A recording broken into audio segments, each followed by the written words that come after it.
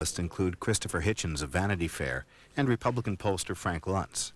Fred Barnes of the Weekly Standard moderates this forum, hosted by the American Enterprise Institute.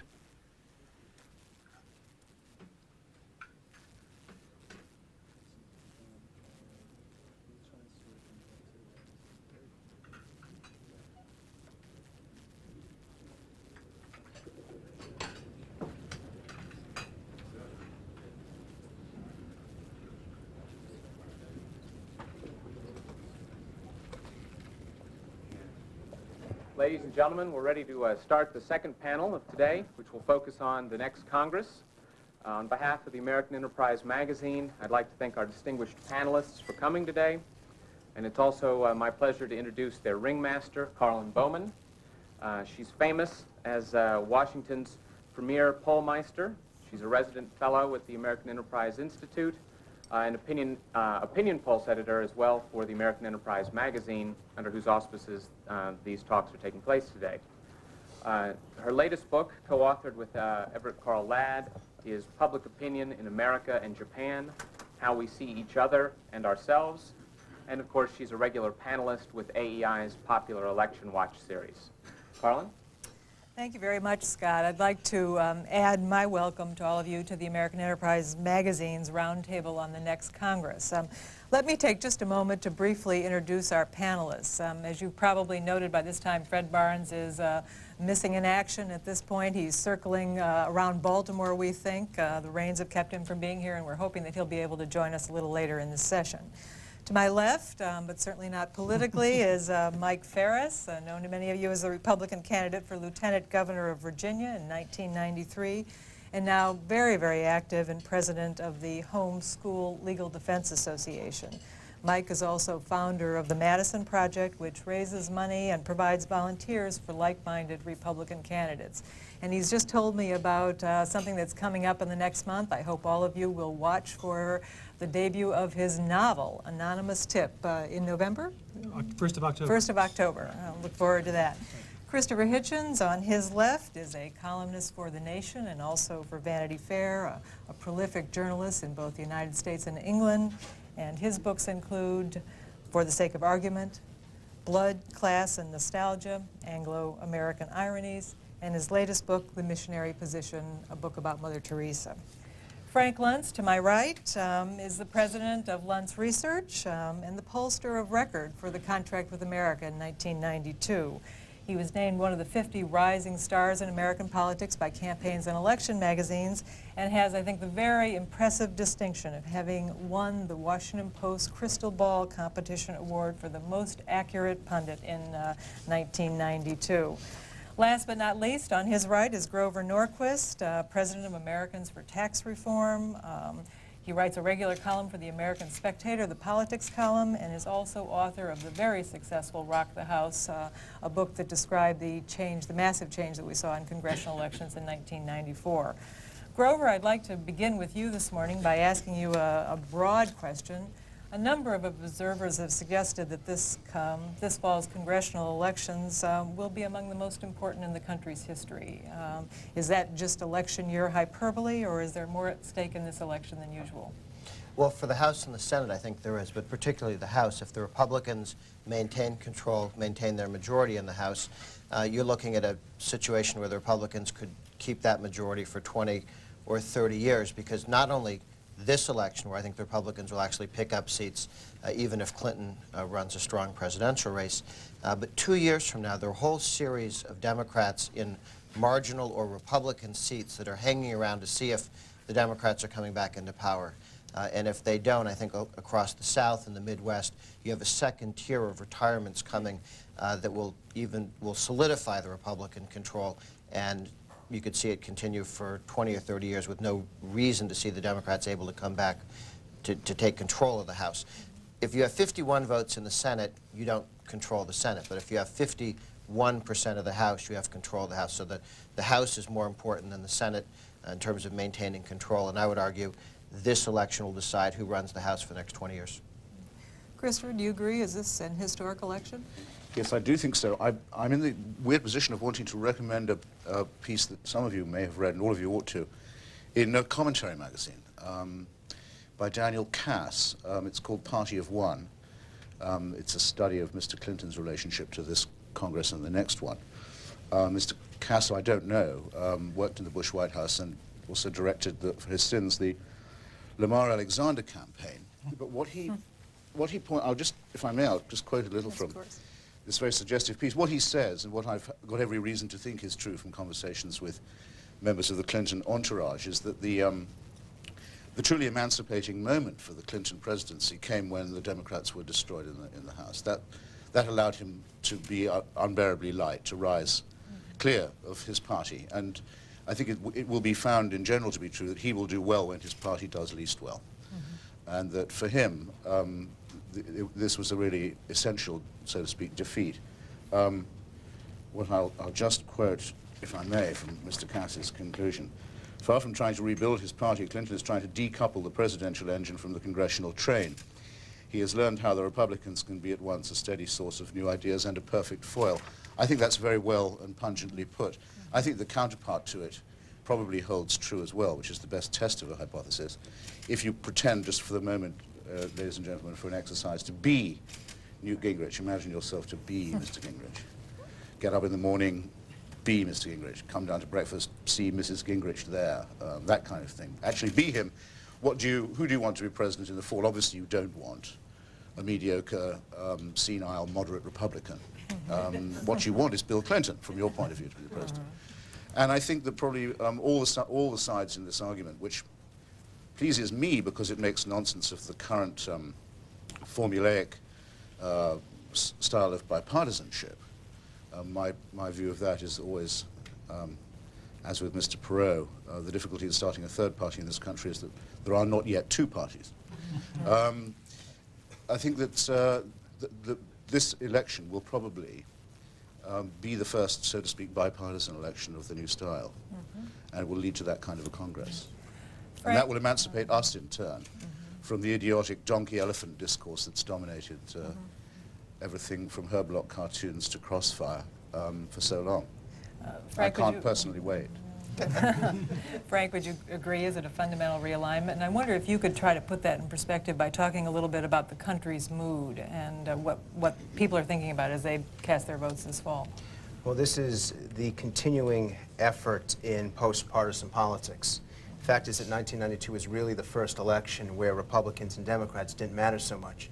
You know, we did this instant response work for ABC News where we tested speech after speech at the Republican and Democratic conventions. And one of the things we found is just mention the word Republican. Lines went down. Mention the word Democrat. Lines went down. People don't want to hear about Republicans and Democrats anymore. You have to be 60 years of age or older, or a member of Grover's family, to be really partisan at this point. The public has really come to reject that style. Now, it's not to say that they've rejected the ideology of the Republican Party or the Democratic Party. They just don't like party labels. And Clinton has done an admirable job, as now speaking as an observer, in blurring the distinction between Republican and Democrat. He truly sounds like a Republican, or like a Republican would have, say, 10, 15 years ago. And in fact, if you watched his Memphis speech, even better than his convention, his Memphis speech, where his arms are draped over the podium, and he looked like he was just having this kind of fireside Roosevelt-style chat. And he went for 35 minutes without a note, without a cue card, with nothing. Talking about, well, we need tax cuts, but. Well, we need a balanced budget, but. Well, we need welfare reform, but. I mean, the man, he is the but president of the 1990s, but he's been able to do what Republicans, in a sense, have not been able to do up to this point, which is blur a lot of distinctions and move across towards the independents, kind of blur the lines and enable himself to attract voters that in 1994 found him abhorrent. And I give him some credit for that. And one final point, and that is that the key vote in 1996 is that Perot vote.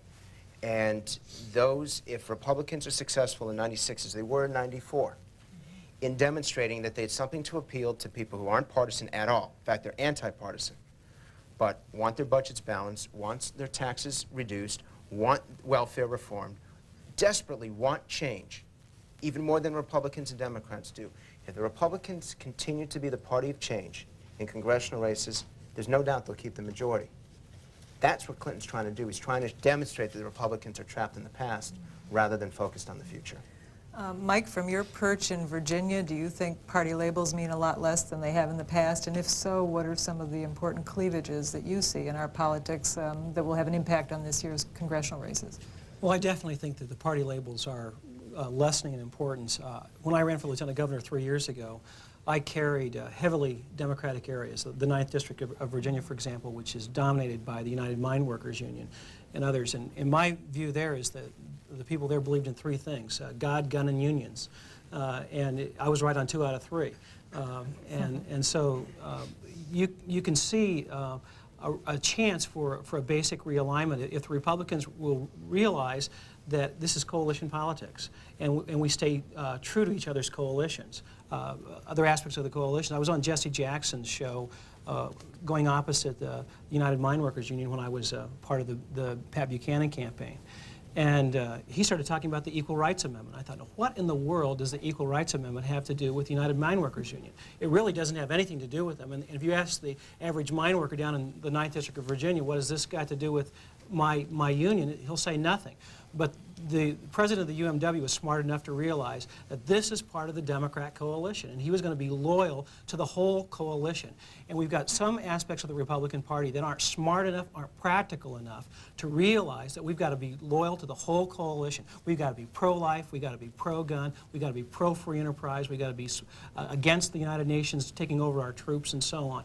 If we stay loyal to the whole coalition, we can win. But when the fiscally conservative, socially liberal Republicans think that we have to move to the left, it is a move in the direction of defeat. And I agree with what Christopher said about the need to have two parties in this country. And I think the freshmen in the Republican Party are the light of the future. That I think that that's the direction America needs to go, and I think that we'll be a long-time winning party if we go in that direction. If national leaders are downplaying party labels, will congressional candidates do the same thing this fall, or is it still much more important at the congressional level? Go ahead. I don't know that people are running on party labels so much as they're running on the contract, with the name of the contract taken out and deconstructed to the 10 issues that were there. The issues that were in the contract with America in '94 were simply 10 broad brush issues that the entire Republican coalition did and could agree on. And there are also issues that had 70% plus support among people: the balanced budget amendment, tort reform, crime legislation. All of the Republicans are running on those issues. They passed a number of them, welfare reform. Actually, they passed all of them in the House. They moved forward on others. Some the Senate wouldn't go with, some Clinton vetoed. But they can run on all of those issues and are, again.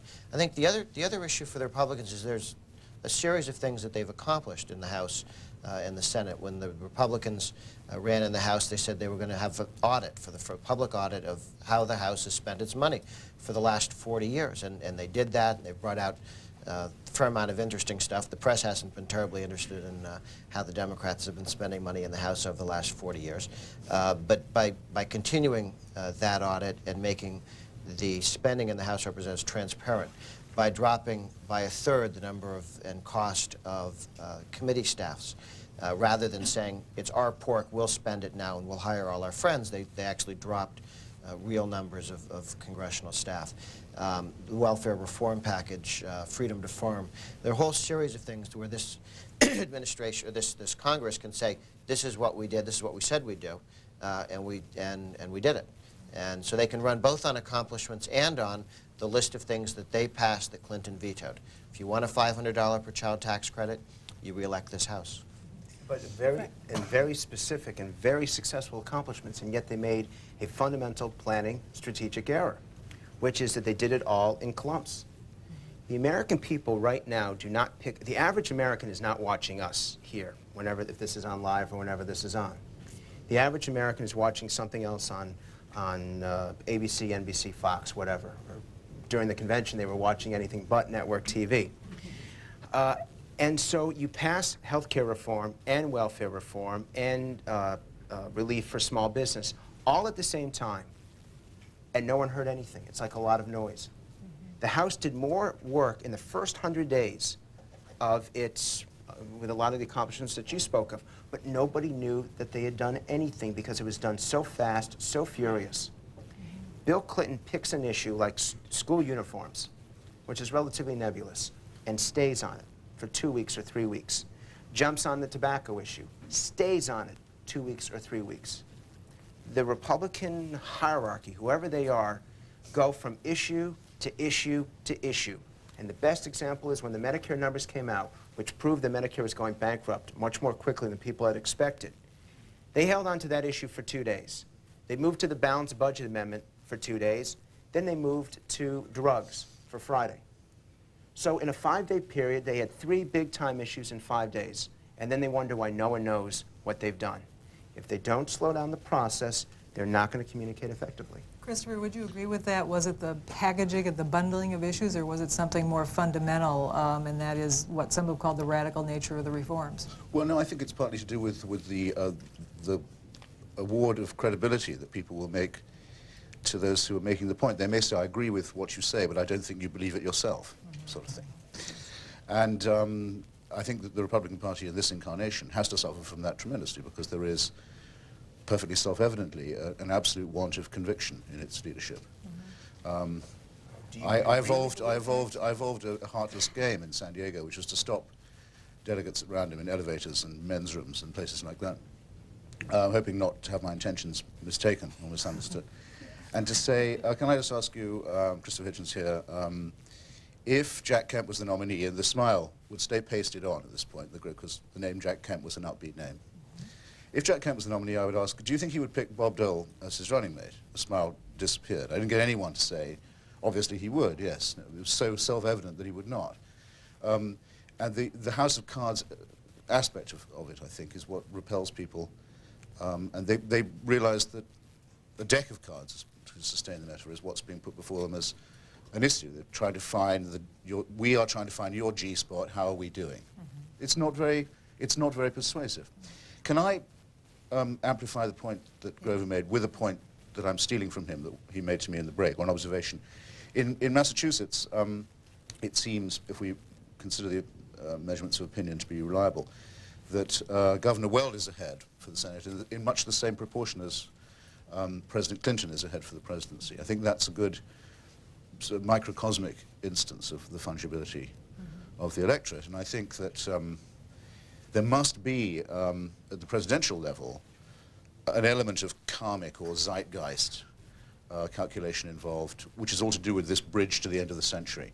I think we haven't yet properly counted or estimated the impact of the oncoming millennium, but I think subliminally, so to speak, it's almost un-American to pick for the millennium someone who is older now than Ronald Reagan was when he first ran, for example. And I've read findings, but I think Mr. Luntz, I'd like to know if he can confirm them, that actually the older people are, the more suspicious they are of people of their own vintage.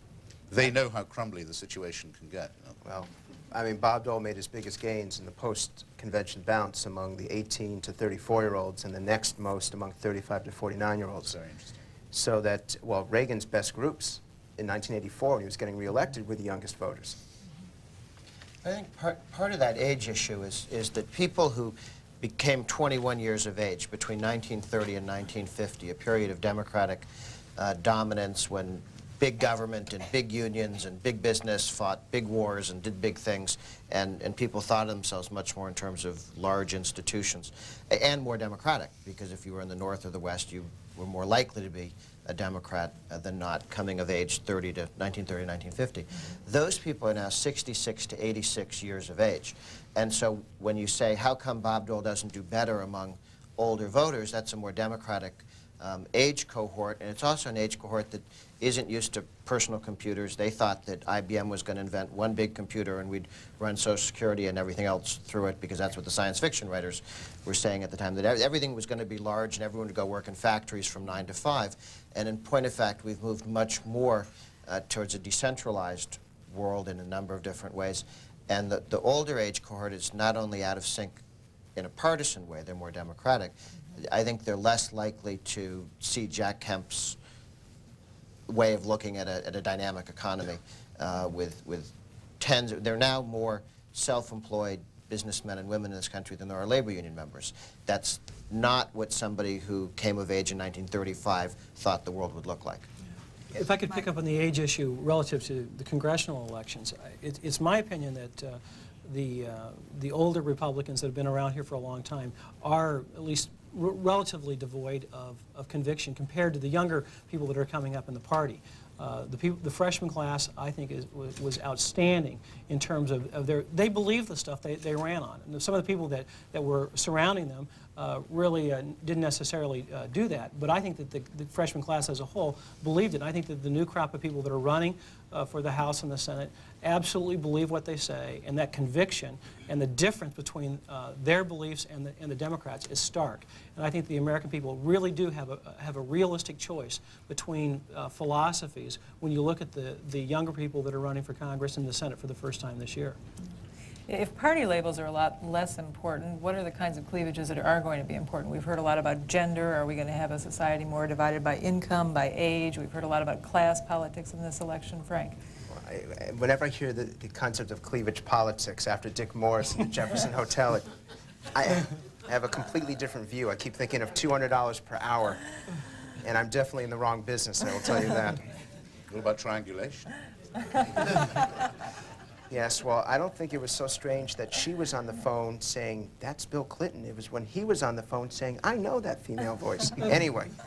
All right, let's move on. Yes. Age is going to be an issue. Look, we're going to deal with Social Security at some point. It may not be the next 2 years, may not be the next 4 years. I don't know when it's going to be. And I'm scared to death when it's going to happen. But you've got a generation out there that is far more likely to believe in the existence of UFOs than to believe that Social Security will exist when they retire. And it's not just Social Security, it's Medicare, it's the whole entitlement program and their relationship with government. The Generation Xers have grown up believing that government just doesn't work, that it doesn't function, that it's a hindrance, not a help. And that's very different than the older baby boomers moving up through the FDR generation. And so you will see more divisions by age as we move into the next millennium. Generational warfare? Generational warfare. And the interesting thing is that you also see a gender gap which is far greater among younger voters than it is among the oldest voters. And this also has to do with the life cycle. The unmarried professional woman has nothing in common politically with the unmarried professional man. They just are completely at opposite ends of the political spectrum. And it takes till they get together and have that first child before you start to see a unity of political ideas. If they get together. Yeah, well, that's a whole other question which I will leave to other people. And so you're going to see not just an age difference, but you're going to see a gender/age and a status, a life status difference, which will grow with time rather than shrink. Pat Buchanan talked a lot about class differences in his campaign. Do you see class cleavages? No, I don't Christopher, accept. do you? I really don't accept that at all. You know the old story about the Rhodes Scholar, the American, who meets his Oxford professor years later at a conference, and the professor says, "So nice to see you again. We've lost touch. What have you been doing?" And the American says, "Well, I've been doing a thesis on the survival of the class system in the United States." And the Oxford professor says, "Oh, frightfully interesting. I didn't think they had a class system in the United States." The guy says, "Well, no, nobody does. That's how it survives." I mean, one of the things that has...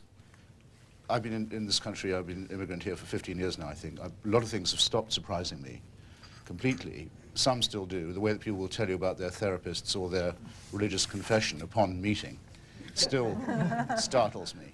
On United Airlines, they'll tell you about their shrink.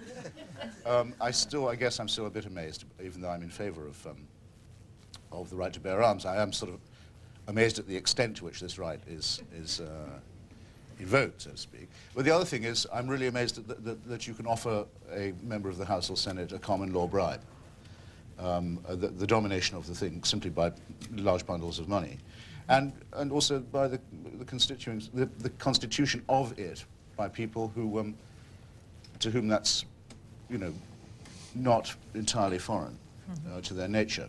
The number of people earning more than an average of about $1 million who are already in the legislature is extremely high and growing. It's increasingly a profession attracting either those who have money or those who want to speak the language, very easy to learn, of those who have got it. I think that there will and should be a populist revolt against that. I hope it will not be led by fascists. Mike? Well, I think there is at least within the Republican Party, where I've spent a lot of time in the last few years, there's a definite class system. And there is a distrust of people who come to the party for the purpose of advancing social conservatism. And I was at the other Jefferson Hotel down in Richmond, Virginia, at a luncheon for a senatorial candidate a few months ago with very much the country club set of the Republican Party. And I said the most practical thing the Republican Party could do, the practical thing, is to be absolutely committed to the pro-life cause, because we get a clear bump every time we do that. And these people were all ready to deny my existence for saying such a thing, because it is not something that they normally hear in the circles that they run in, the social circles that they run in. And I think there's a very real problem in the Republican Party accepting the fact that if we're going to be successful, we have got to break down the class barriers that exist. We have a winning coalition available to us, but it cuts across a whole lot of things. And the people that the John Warners of this world simply have got to understand that people that don't own polo ponies have the right to be leaders in the Republican Party as well. Do you see the division being fatal? Well, it depends on there's only one group that can control that, and that is the people that want to make the cleavage, that want to make the split within the Republican Party. The George Bush crowd, if you will, want to divide off the social conservatives. They're the kind of the ugly cousins they want to keep on the back of the bus. And I think that until the whole Republican team is embraced warmly, Republicans will not be a dominating party. We have the potential of being a dominating party because we've got the right ideas as a coalition, but we aren't loyal to each other's first principles. When we get that message straight, then we're going to win. Actually, I'd like to make the counter-argument that I think the Republican Party today is much more unified and ideologically coherent than it was 10 years or 20 years ago. When you go back to the time of Richard Nixon in 1968, 72, there were Republican governors at the time who viewed the role of the governor as to spend more money and raise taxes. We had Milliken and Rhodes and Sargent and big government Republicans. And not just Rockefeller Republicans, but Richard Nixon himself introduced all sorts of new taxes, new regulations, wage and price controls, détente. I mean, if Richard Nixon came back to life today and was a member of the House of Representatives as a Republican, he'd be the most left-wing member of the Republican caucus. I mean, Jim Leach wouldn't talk to him. I mean, he's off the scale. Now, you can also do that with John F. Kennedy coming back. The Democrats wouldn't let him in the room either. But it really does, it's interesting for the Republicans that you not only have a more conservative, certainly in all the economic issues, anti-tax. None of the Republican governors elected in the 92 and 94 cycle have turned around and tried to raise taxes or increase spending or have new government programs. They've all moved in a Reagan direction. Talking to people in the House, we got a majority of the House caucus, Republicans in the House, to be Reagan Republicans by 84. It took until 94 to have a Reagan majority among Republicans in the Senate. This next election, when you talk about how well the Republicans do, I think the Republicans will pick up in both the House and the Senate, but the big gain will be among Reagan Republicans, because in the Senate and in the House, the people who are retiring are the old Nixon Republicans, people from that era, both ideologically and chronologically. So, but look at the Republican Party. They agree on the contract, taxes, tort reform, spending issues, SDI, foreign policy issues. Where you have a debate, and I think is on abortion, some of the social issues, but when a left-wing Republican wants to cut the budget, deregulate, sell off everything, privatize, and is pro-choice on abortion, I mean, that's not a party that's falling apart. It's a party that's having an argument about a couple of several important issues on the social side. But look at the amount of unity and agreement within the party, and growing parties will always have some divisions. I wouldn't want a party like the kind they have in Britain with 7 members who agree on everything, but they've purged everybody who didn't agree. Well, I think it's just a matter of being smart and being loyal, because there are a lot of us that come to politics that have as secondary or tertiary points of our philosophy the issues you outline. But I wouldn't go to war over any of those things. They don't mean anything to me. What I want to see accomplished in Congress is to get rid of the National Endowment for the Arts completely. I want to see the elimination of the U.S. Department of Education completely. I want to see some advancement on the pro-life cause. We don't get the social conservatives really are the foot soldiers of the Reagan Revolution. And that's the difference. There are two differences between Barry Goldwater and Ronald Reagan. One is Barry Goldwater was mean, Ronald Reagan is eminently nice. And the other is Ronald Reagan brought the social conservatives in, as well as the economic and foreign policy conservatives. And until the whole Republican leadership understands that we've got to have the whole team and we've got to be loyal to the troops. If the United Mine Workers president can understand, he's got to stand up for the ERA when the members of his union don't agree with them. When Republicans can learn that message in reverse, we've got something to talk about. But the contract with America is devoid of anything meaningful that will get the social conservatives activated, and they're starting to look at things like the U.S. Taxpayers Party and Howard Phillips and others, because they're so upset with the lack of any meaningful advancement on their fronts. They're willing to be good foot soldiers and help out on the other fronts. On the fronts of, you know, sure we believe in lower taxes, sure we believe in the other things, but those are way down the list of importance. And I think it's school choice. You school consider choice. unimportant? But where's the advancement? Where have we made a real gain on school choice? It's not unimportant. Ohio, Wisconsin, but I mean, we're across talking the about state You're level. talking about the state level. I'm talking about Congress. That's the focus of our panel, I thought. We are not making any advancements on the issues that really matter to the 20 to 30% of the workers of the party that go out and ring the doorbell, stuff the envelopes, and so on. And I think we've got a real rebellion on our hand. They're basically the pro element within the Republican Party. They really don't care about republicanism. They care about these group of issues, and they want some advancement on the issues. Do you mind if I just ask you, and forgive me Yeah. for not knowing the answer, but how do you come out on NAFTA and GATT and the World Trade Organization? I'm against all of them. That would have been my guess. Yeah. But that's... I'm also Michael New's lawyer, Yeah. the soldier who refuses to fight for the United Nations. So I mean, there's another. I thought that was a very interesting aspect of the Republican convention, by the way, was the about every 4 speeches there was an attack on the UN. It seemed to me that having denied the delegates the red meat of the unborn child, Right. the issue for the deep-throated roar was the Red Army and Blue Berets, or whatever it is from Mr. Welch's Blue Book that was informing. Very, very extraordinary, too, to see both Jean Kirkpatrick and George Bush joining in the denigration of the UN, I thought. But no, I wanted to say, look, if, as I understand the Gingrichian view of the contract for America, it's a free market one and a free trade one.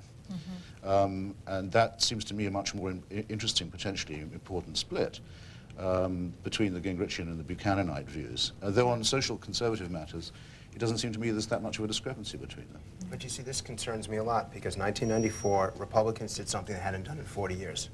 And it was a landslide. It was nothing short of a landslide and a shock to virtually everyone who was watching.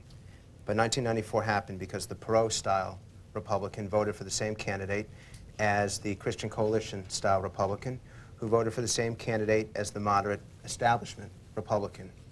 And I am afraid, and I listen to what you say, and I'm afraid that actually, even though you talk unity, you're actually seeking to pull this whole coalition apart.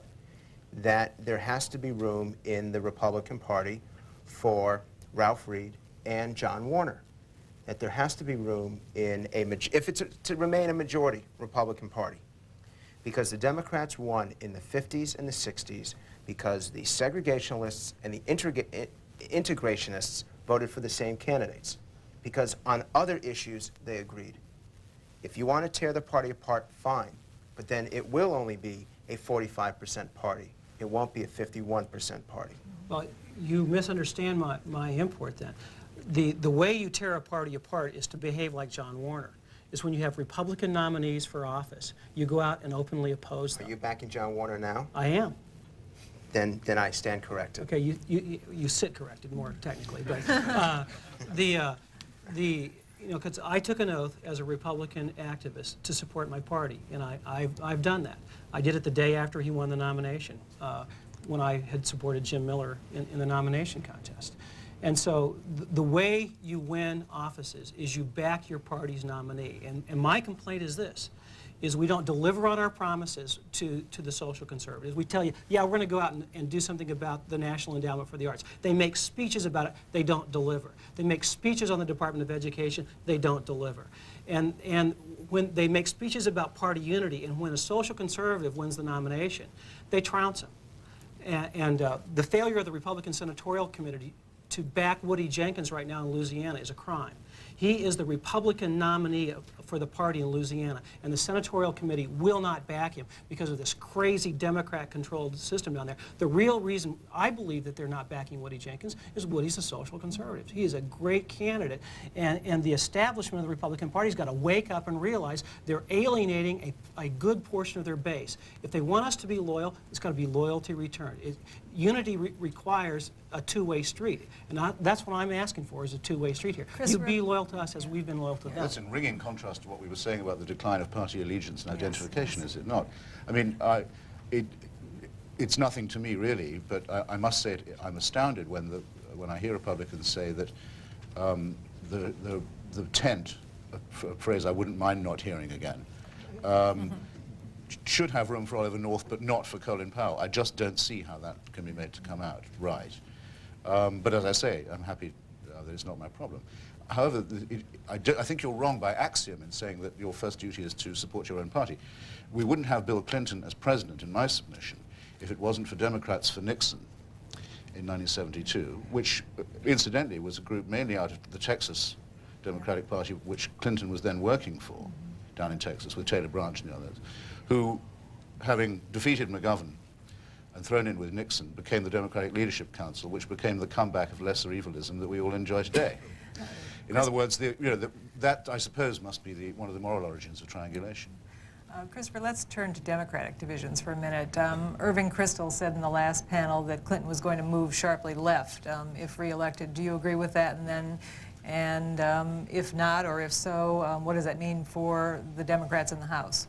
At least since, just to answer Mr. Kristol's point, I think at least since that experience in Texas in 1972, Mr. Clinton has been self-consciously moving himself and hoping to move the country to the right, and has done so in ways I think that no Republican leader could have hoped to do. And so you don't see change. I mean, I hope we'll get some questions on the floor from that. As to the nature and character of the party, I owe this aperçu, if I can call it that, partly to Murray Kempton. We were having a conversation in San Diego. He said, you know, the Democratic Party used to be a bunch of pretty tough-minded white Southerners who were appealing to the loyalties and the emotions of Catholics and Jews, and who knew how to keep the blacks more or less in their place. He said, well, they've lost all that completely, said Murray, with a slight note of regret in his voice. But look how the Republicans are masterfully reproducing the idea of a party run by tough-minded white Southerners that successfully appeals to the aspirations and emotions of, at least of native-born Catholics. I mean, I think they fall down on immigrant ones a bit, or have a tendency to do so. And so forth. Now, whereas at the Democratic Convention, if it weren't for the welfare-type delegates who we heard about in the preceding session, and the moral energy as they see it of the pro-choice forces, it would be very hard to think of what really got them going. Mm-hmm. Do you see significant Democratic cleavages, the Gore versus the Gephardt wings, for example? I don't think in terms of their core constituency, the building blocks of the Democratic Party, that they've got a disagreement. You've got the big city machines, you've got the trial lawyers, you have the labor unions, you have government workers, you have both wings of the dependency movement, people who are locked into welfare, and the people who make $80,000 a year, making sure everybody stays locked into dependency and doesn't escape and become a Republican. But that group, they all share agreement on key issues. What the problem they have is if the Republicans are able to successfully say no tax increase, no more money, and then everybody in that group who makes a living off of taxpayer funds starts to look at everybody else's lunch because there's no incoming tax support. And that's why I think the Democrats were willing to throw welfare reform over the side, because they were defending all of the other spending interests that they had in mind.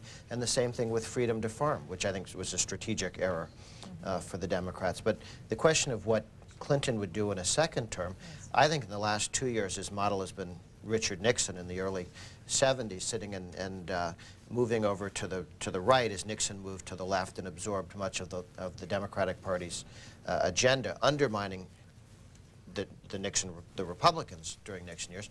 And a second Clinton term would look a lot like a second Nixon term, largely because, with a Republican Congress, because he has all the same problems Nixon did in terms of what subpoenas and indictments can do to everybody standing near you.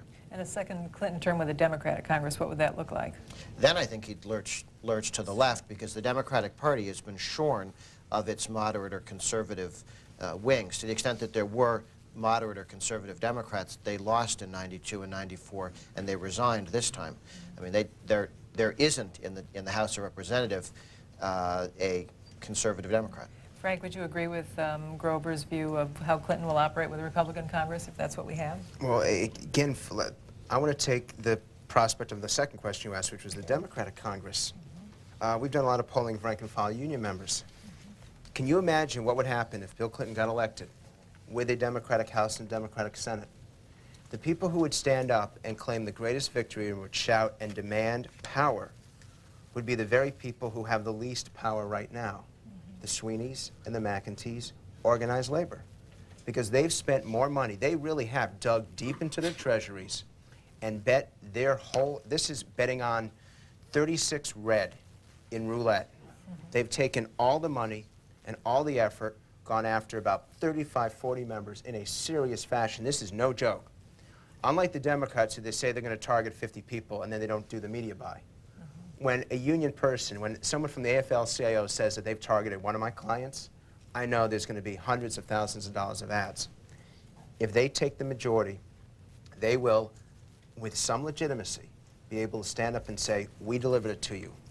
Because when everybody else was silent, and when the Republicans were off the air, we took the money and we put it where it counted. And we knocked off some of these weak Republicans. You owe us. And here they go from being virtually powerless in the business community to running the political show for the Democrats. Yeah. And what do you think the top 3 items on their agenda would be? To undo everything that's been done over the last 2 years will be a start. Probably to arrest and court-martial Newt Gingrich, maybe house arrest.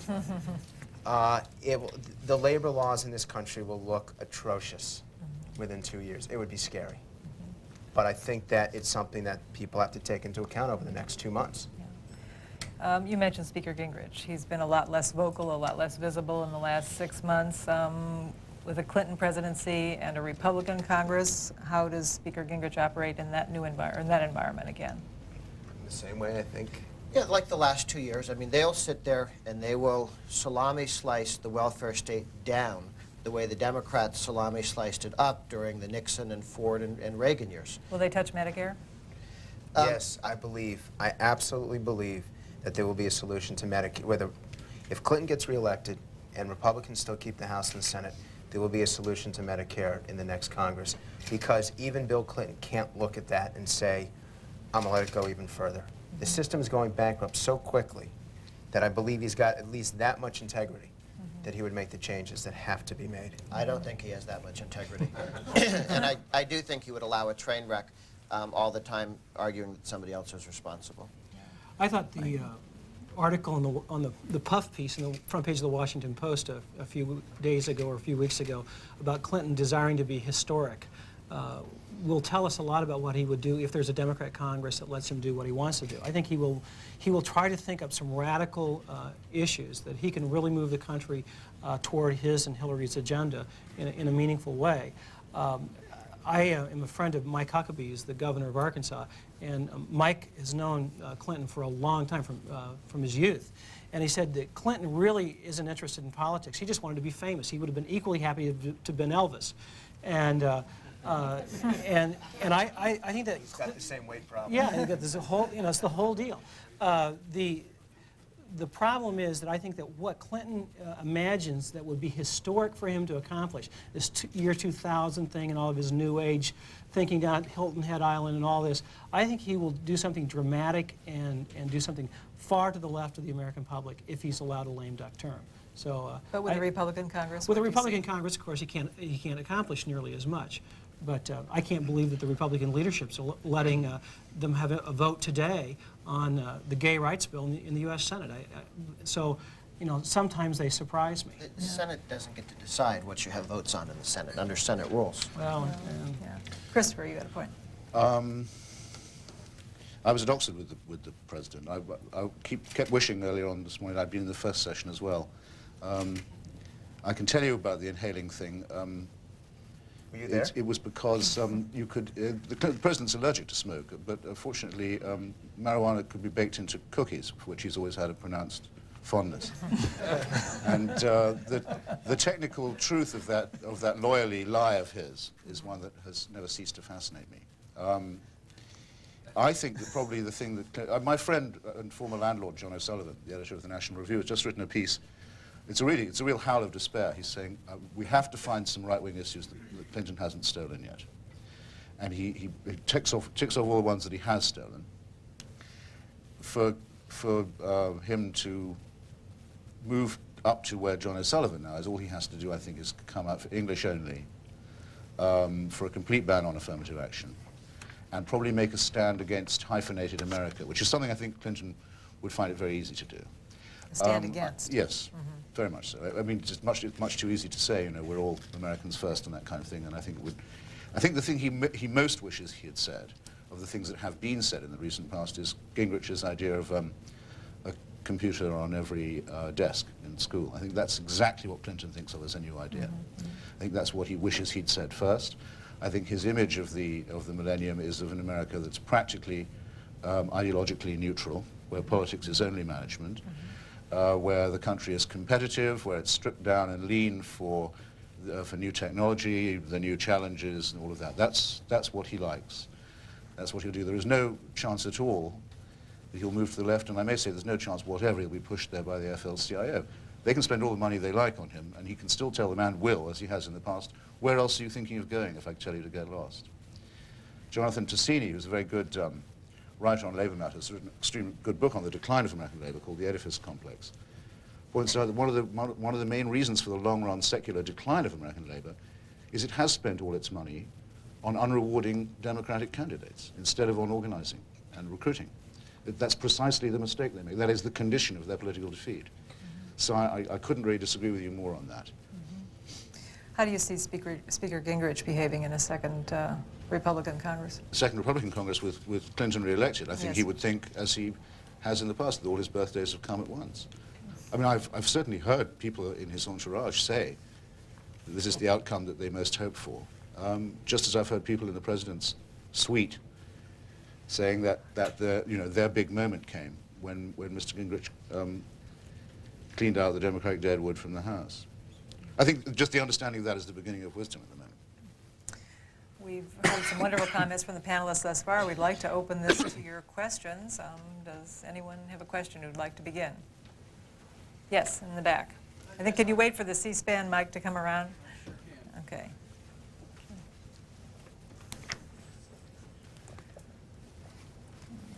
I'd like to direct this to Frank if I could. I wonder, out of the AFL-CIO 35 races they're targeting, how many of those freshman Republican, I guess are mainly freshman Republican, are likely not to be back next section, and maybe next year? And out of the 73, how many are likely not to be back? Well, they've targeted virtually every freshman that has any chance of being defeated. So I only say 35, 40, because those are the ones that they've really, truly gone after. But in some ways, they've targeted about 70 seats. I am an optimist. I don't know if I'm as much of an optimist as Grover. My guess, if I had to predict now, would be that about half a dozen of those seats that were won in 1994 were won because of the wave and may be given back. And I'm unwilling to specify which ones. But I think for the most part, they will win for this reason. They went back to their districts weekend after weekend. They campaigned face to face, door to door. I can think of one, Randy Tate, who I'm told is now up to about 50,000 voters in his district that he has met on Saturdays and Sundays, just shaking hands and talking to them. That's incredible. This freshman class, forget the politics, forget the rhetoric, on a personal basis has actually gone out and worked harder than any other class in modern congressional history. They care about what they do, and they're prepared to dedicate their lives. It's not been good on their family life. There have been a few that have had some families come apart, but they are prepared to do what it takes to get to know their constituents, to shake the hands, meet and greet, and so I don't see more than half a dozen being defeated. How would you project that? I think that's probably accurate. One of the challenges the Democrats have is not just that the Republicans went back and worked hard. What the Republicans did, what the Democrats did in 1974 after the Watergate babies came in, was they ramped up the amount of spending that each of the incumbents had. They ramped up the franked mail and so on. So they entrenched themselves using taxpayer resources. This freshman class came in and actually cut all of that stuff, cut staff, cut franking, limited what they were allowed to do. And so they were forced to go out and work very, very hard on their own. They didn't rely on franked mail and upping it and so on as the Democrats did to ride through that first year. They've worked hard. The Democrats have had a very bad year in terms of recruitment. Up against Randy Tate, they have a guy named Adam Smith who ran promising to support term limits and then double-crossed his constituents and was an opponent of term limits, this in a heavily Perot district. So you've got a guy whose central claim to fame is that he lied to people on term limits as your challenger. In running against Phil English in Pennsylvania, they're running an LA lawyer who's still based in LA, whose car and registration are in 2 different states, and who's, as a lawyer, has been representing all sorts of unsavory characters. So one of the challenges you have whenever you're trying to run new people, challengers, and this is the Democrats have to find 73 new people to run, is you sometimes get people with big, big problems that didn't show up in primaries.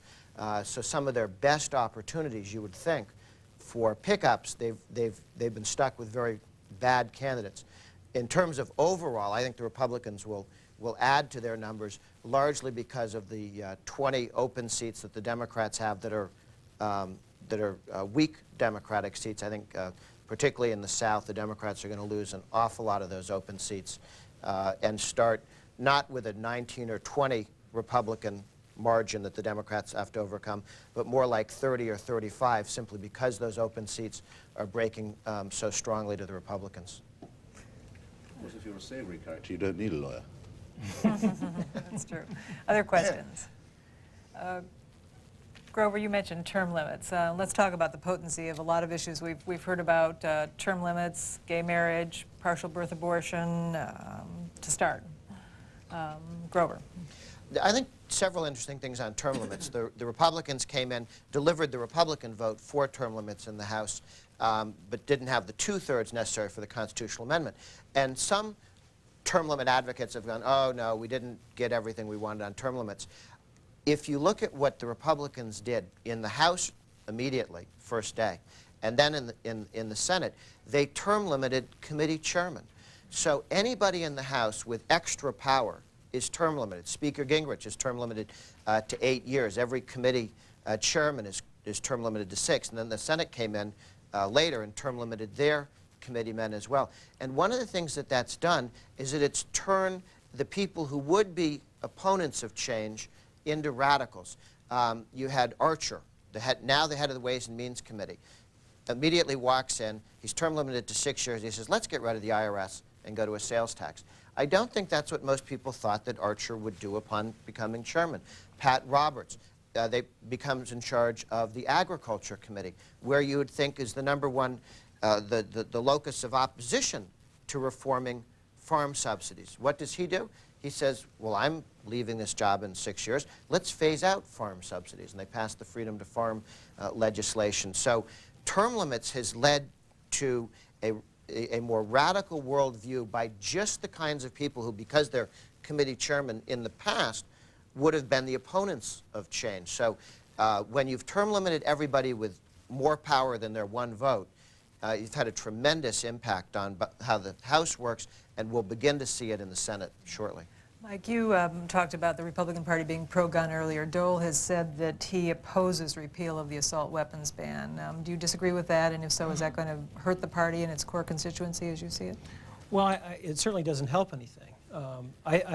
Are the Republicans on the wrong side of that issue, do you think? Yeah, I think that Dole's on the wrong Dole's side, on the wrong side, of the issue. I think the Republican Party as a whole is on the right side of the issue.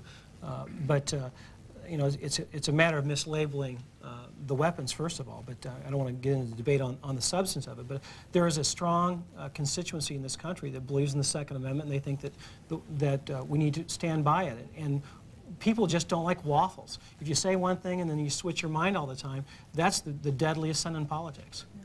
Christopher, partial birth abortions or gay Can marriage? I just say something on course. Sure. term limits first? I mean, I'm sure that Tony Bielenson, who I think is not running again, which I'm sorry for, made to me the point that I'll pass on to you. I seem to be being the ventriloquist for all kinds of other people today, but there, the dummy's role. If you get term limits, the only people who will really know how the place works will be the lobbyists. I mean, I think it's a point that's not made often enough. There will be people who are there for a very brief time, dressed in a little brief authority, totally at the mercy of the sharks. I think it's a point worth bearing in mind. I also think it's quite plainly, flat out unconstitutional and would be struck down. But I like the idea, because it might help to counteract Bielenson's fell prediction, that those committee chairmanships could be limited. Because I think it is the internal encrustation of the institution that people are trying to, that's the plaque people are trying to break down when they call for what I think is otherwise a demagogic populist solution in the form of term limits. The other side of term limits is that now there are 2,000 state legislators in the country who are term limited, and so every 6 and 8 years you're turning out competent, well-funded, well-known state senators and state representatives who can become serious challengers to people who are the incumbents either of their own party or of somebody else's party. So term limits have both term limited the committee chairs up top, and they've term limited a third of the state legislators underneath, and they're really putting some pressure on Congress itself, and you'll see more turnover among congressmen, even if you don't get a constitutional amendment on term limits for sitting members of Congress. Of course, a constitutional amendment can't be unconstitutional by definition. So if there is a constitutional amendment, it's impossible to strike it down. In case I don't want anyone to think that I'm avoiding the partial birth question, I think the irony for the pro-choice people, most of whom are in temper and character secular and consider themselves to be, you know, scientific in approach and so forth, is that it's precisely the advance of medical science, and in particular of embryology, that has totally redefined what anyone has to agree is the meaning of the viability of an unborn child. Earlier and earlier, and more. And I think probably the sonogram is the thing that has done the most to recruit support for the pro-life cause. The partial birth thing is another of those ironies. Here's a procedure that wouldn't have been possible to do till recently. Probably, I must say, it looks as if everyone involved would have died instead. But there you are. It's another illustration of how science is in effect confirming the idea of the unborn child. And I think that a number of exactly of the sort of Catholic voters who were worried about the welfare question, for example, who feared that it was too harsh on the poor and indeed might lead to a more desperate resort to abortion on the part of poor people, and have had worries of that kind, democratic worries, you might say, but who are loyal to their church, really felt that Clinton could have given them something on this, and are very, very distressed that he's not. Frank? And before you leave issues, one that's not going to hit this year, but it's bubbling under, and it's going to explode, is education. Americans are fundamentally disgusted with the shape of public schools right now. They are frustrated with it. They think their kids are not being taught effectively, if at all. They don't like what they are learning, if they learn anything in the schools. It almost blew with what Lynn Cheney was trying to do in challenging some of these national standards, the history exams, or what they were talking about, the things that would be taught in school. It is so close.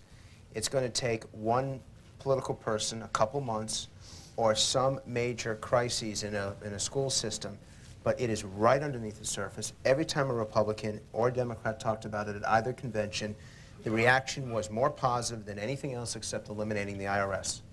But do people think of it primarily as a federal, I mean, they think of it primarily as a state and local issue, but you say it's going to percolate up to the federal level. That's the challenge. The Democrats are in very bad shape if they want to be against school choice. The Republicans are going to have a problem when it gets to the financial issue because most Americans do believe the more money you spend, the better the education you get. We know that that's not the truth, but it will be very hard for Republicans to deal with it because it is a state and local issue. It's going to be very hard for the Democrats to deal with it because they're in the pocket of the NEA, who is against merit pay, against merit schools, against the reforms that virtually every American supports. Though it was forgotten, or perhaps better say overlooked, I thought, when Dole threw down that gauntlet to the teachers' union in his speech. As I remember it, that's how Clinton got his sort of political start in Arkansas, began to attract the attention of the DLC types, was precisely by taking on the teachers' union in his home state. I think this is an issue on which he's probably quite maneuverable. Although the interesting thing is that Americans do not, when they hear about teachers' unions, they hear the word teacher. They don't hear the word union. It's the one union in America that Americans still feel remotely positively towards. That's also going to be, if you want to get rid of your Department of Education, you got to start by explaining to Americans what the NEA and the AFT and all those groups are and what they do. I think you have to explain to Americans that only so many people can make a decision about a child. And if they want their child to have a person that loves them and cares about them making the decisions as opposed to some remote bureaucrat, getting rid of the Department of Education puts the decision-making back in that teacher's hands and the school board's hands and the parents' hands. That's the way to explain and win education. It also happens to be the best education policy. It's not just good politics. It's right for kids. And I think that when Republicans understand how to explain that issue to people, it's a very much of a winning issue. I think also related to that is the issue of parents' rights. That's going to be on the ballot in Colorado. It has over 80% positive rating among people, the voters. And I think it's a case of the village people versus parents. You know, it takes a village to raise a child crowd, and it's better than the village idiots. It's more kind. But what they mean by the village is an army of bureaucrats. And there's a fundamental distrust of all these so-called professionals among parents these days. And they think that their instincts are better than the professionals, and they're right.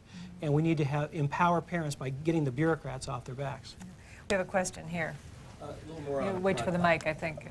There you go. Okay. television ads with congressional candidates now. First, a comment from Carlin Bowman on the current negative positives of the president and the speaker, and then some observations from Frank Luntz on how that's playing out around the nation to the extent that Republicans are using the president in TV ads and how it's working, to the extent the Democrats are using the speaker in TV ads and how that's working, and if there seems to be a disparity there. Well, you have probably newer numbers than I do, but the president's favorable rating is one of the highest of his presidency. In the latest Gallup poll, it's 61% favorable overall. I think that is the highest for Gallup on that question. Gingrich's ratings remain overwhelmingly negative. I don't know, I don't have any current numbers on that, but Frank? But he is 4 points higher than the Unabomber, so there's the Democrats are trying to use Gingrich as a foil, and it is not working. It did not work. It has not worked in these open seat races. And it's very unlikely that it will work because the Speaker of the House is something distant. People still feel that their member of Congress is their member of Congress, something local, something that they can relate to, something they can touch. And now, more than ever, that they've been back at home much more often, there is a greater relationship. The generic ballot numbers, the most recent ones, are not good for the GOP, and yet when you ask the question, are you going to vote for your member, or are you going to vote for the challenger, the numbers that I've seen show that people actually want to vote for their member, for their incumbent. Newt Gingrich is a distant figure. He is not their Speaker of the House. He's something that's away, that's in Washington. So the strategy inherently is flawed. I don't blame them for using it, because we tried it ourselves. It's one thing to use it against the president in 1994, because he is the president of the United States, to do the morphing. It does not work as well when it is a Speaker of the House. The positions are different. Incumbent favorability ratings are very high right now, surprisingly high, I think, overall. And so you may actually see the biggest divergence between re-election rates for Republicans and generic ballot that you have seen at any time in recent American history. Not that you asked me, but I just wanted to contribute. It used to be speculated in the Reagan-Bush years that there was a sort of version of cognitive dissonance among the electorate in that they liked to have a president who was tough on the communists and strong on national security and stand up for America and all that kind of thing. And then when it came to the House and Senate, they wanted to make sure that there were sort of furry Democrats who would keep the various checks and so on coming. and that this was their sort of pact with themselves and each other. Could it be that this is now sort of being inverted, this dissonance, and that they want a president who does that and House members and senators who do the opposite? It's just a thought. He's running, isn't he, as a bit of a sort of, as rather avuncular and not partly parental, partly school, partly headmasterly. I mean, we asked in a focus group. Pain feeling, all that. In a focus group, we asked, who's Bill Clinton remind you of? Someone said the Pillsbury Doughboy. Everybody likes the Pillsbury Doughboy. Actually reminds me of the guy that always wants your bud. You know, and he's the ultimate come on, and I think the Republicans could run a very clever ad by saying, "I'm sorry, Bill, you just ain't getting my vote," to mimic those great Budweiser ads. Yeah. Do we have any other questions? Yes, I see. Turnout. My understanding of the '94 election was that the Republicans turned out 9 million new voters and the Democrats only went down by 1 million. How do you see that turning out for '96? If I had to make, I always like to try one projection for each time I do this, and my projection is that 1996 will be the lowest turnout in modern presidential history. That we won't do what we did in '92, which was reverse. I mean, '92 was a significant increase over '88. '94 was the highest turnout in off years since '82. '96, I think we're back down to 50%, maybe even down as low as 49% in turnout. Yeah, one question back there. Mr. Ferris raised the question about the other NEA, the National Endowment for the Arts. I wanted to ask Mr. Luntz if he has any polling data. It seems that that is no longer a hot-button issue. And so do you have any data about that? And anyone might comment on what a Dole arts policy might be. The funny thing is Americans want a balanced budget, but when you itemize specific programs, they don't want to cut anything. We went and did a whole lot of programs, and relative to virtually everything else that's there to be chopped, that one scored very high. But still, it's got a small constituency that thinks that you can balance the budget without cutting anything. Any other comments on the NEA? No, I just think if the Republicans get the presidency in the House and the Senate, that you'll see budget restraint across the board, so that you'll see less government spending on that issue and on other issues. But I don't think that under the current formulation you'll see an elimination of it. We all talk 10th Amendment, but show me in the Constitution where we have the authority to spend the money on the National Endowment for the Arts. It's just not there. Yeah. One final question here. Just to take up the turnout point, if you're Yes. right and turnout does prove to be so low this year, what is the electoral consequence of that? Who's hurt most by that? I don't see any intensity for Bill Clinton, even with this wide support that he's got right now. The intensity of people who just cannot wait to get out and vote for him is almost nil. Because even people who are voting for him recognize his weaknesses, and they're very quick to point it out. In fact, the interesting thing with Bill Clinton is that even his own voters sit there and they talk about why they don't like him, but then they still plan to vote for him. And the intensity for the Republicans that existed in 1994 is not there to the same degree, because it's like been there, done that. So the intensity on both sides has decreased significantly, while the frustration among those people right in the middle, the prototypes, has actually increased. And whereas they turned out in '92 and '94, I don't think you're going to have that same level of turnout in '96. Therefore, it's a wash on both sides. And he hasn't created any Clinton Republicans, has he? No. You saw the woman who held up the banner saying Republicans for Clinton the other day at his rally, and he said, "I wish I could sign that and really embrace you," and so on. I don't know whether she was a plant or not. But if she wasn't, she's not the harbinger of anything, as far as one can see. There are no Clinton Republicans. Not that you can see yet. Frank, you made a prediction. Let's have one final prediction, a sleeper race, a Republican Congress, a Democratic Congress. Let's have the rest of you make a prediction about the House or Senate. House Republicans pick up 14 seats and 3 seats in the Senate. Mike?